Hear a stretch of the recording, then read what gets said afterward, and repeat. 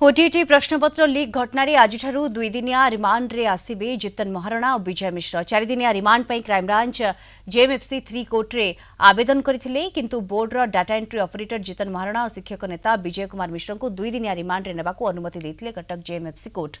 आज और आसंता काली 2 दिन पर क्राइमब्रांच रिमांड रे नहीं पचराउचरा करिबो बोली अनुमति मिली। ए 2 दिन रे उभय को सामना सामनी जेरा कराजिबो बोली जणा पड़िछि। जितन महाराणा ही प्रथम व्यक्ति जे कि बोर्डर उपसभापति लैपटॉप रु प्रश्नपत्र पेनड्राइव जरिया चोरी करथिला एवं एही प्रश्नपत्र शिक्षक नेता विजय मिश्र को पठाइथिला। एहा बदल रे 2,50,000 टंका मध्य पाइथिला। तेबे एही प्रश्नपत्र प्रघट घटना रे आउ केते मॉनिटरियल होईछि से तदंत जारी रखिछि क्राइमब्रांच। जेरा बेले आउ कहा कहा पाखकू प्रश्नपत्र पठा जाइछि से प्रश्न करिबो क्राइमब्रांच। बोर्डर आउ केउ केउ कर्मचारी घोटाला रे संपृक्त से नहीं मध्य एकाधिक प्रश्न प्रस्तुत करी रखिछि क्राइमब्रांच। ए 2 दिनर रिमांड रे अनेक किछि तथ्य क्राइमब्रांच निकट रे 2 अभियुक्त ओगाळिबे बोली आशा करा जाउछि।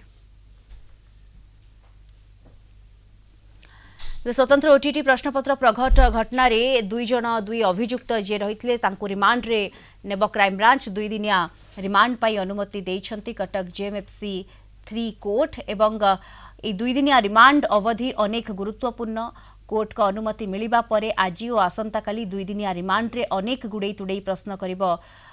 जे तदंतकारी अधिकारी रहिछंती। अधिक सूचना पाई आम सहित लाइव रे जोड़ी हेलेनी कटक आम रिपोर्टर जय महांती जोड़ी हेलेनी। जय, ये 2 अभियुक्तों को रिमांड रे नेब क्राइमब्रांच जहां जेएमएफसी कोर्ट का निर्देश रही है ये 2 दिनिया रिमांड अवधि अनेक गुरुत्व बहन करुछे। गुरुत्व बहन करुच्ची वास्तव में आपण जदि देखिए यही 2 जन जो व्यक्ति अच्छी माध्यमिक शिक्षा परिषद कार्यालय प्रथमे जो सोर्स रु ए प्रश्नपत्र जाइथिला पेनड्राइव माध्यम रे से व्यक्ति अच्छी जितेन अच्छी या भितर एवं विजय कुमार मिश्र भी अच्छी एवं यही 2 जन को आपण जदि देखिए जितेन महाराणा को भली भाबरे से पेनड्राइव रे से नेले से क्वेश्चन पेपर्स एवं आंकु पठेले सेटा पुणी हाथ लेखा हला ताकू डिस्ट्रीब्यूट करा हला टीचर्स मानक भितर पैसा कारबार हला मॉनिटरियल कथा आसिला। आज क्राइम ब्रांच रो फोकस रहिबो जे एई 2 जनक ठारू देखंतु या भितर इन्वेस्टिगेशन भी ओपन अछि विभिन्न जिल्ला रे टीम इन्वेस्टिगेट करूची तो सेथुरु जहा जहा तथ्य वर्तमान सुधा आसिला एमान को गिरफ करबा परे मध्ये बहुत गुडा लोकन को पचरा उचरा करा हिची से तथ्य को आधार करी गोटे प्रश्नावली तैयारी होती क्राइम ब्रांच गोटे टीम गठन कराई से आज 2 जन को पचारे जहाँ विशेष सूत्र खबर अच्छी हुए तो प्रथमे से 2 दिनिया रिमांड रे पृथक पृथक भाव में अलग अलग भाव में से इंटरोगेट करेंगे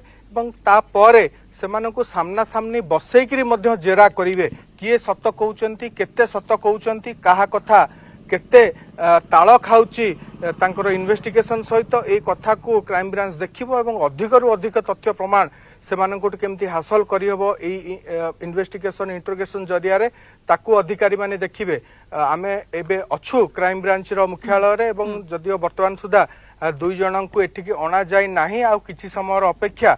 2 जन को एठिकी अणा जीवो एवं इंटरोगेशन प्रोसेस स्टार्ट हबो प्रश्नावली प्रस्तुत हेकरी रहिछि। बाकी रहिला एमानकटू आउ कहार लिंक क्राइम ब्रांच पाई परिबो कि एई 2 दिन रो जेरार अवधि भितर एटा गोटे गुरुत्वपूर्ण भूमिका ग्रहण करिबो। काहेकि ना देखंतु उपसभापति भली गोटे गुरुत्वपूर्ण पदवी रे थिबा जड़े अधिकारी को गिरफ कर सारी निरंजन महांती जे गिरफ होती तो जोटी टॉप टू बॉटम गोटे इन्वॉल्वमेंट आसुची ए प्रकार गोटे घटना रे सेठी मॉनिटरियल रो कथा मध्ये आसुची। वास्तविक ए मॉनिटरियल रो परिमाण केते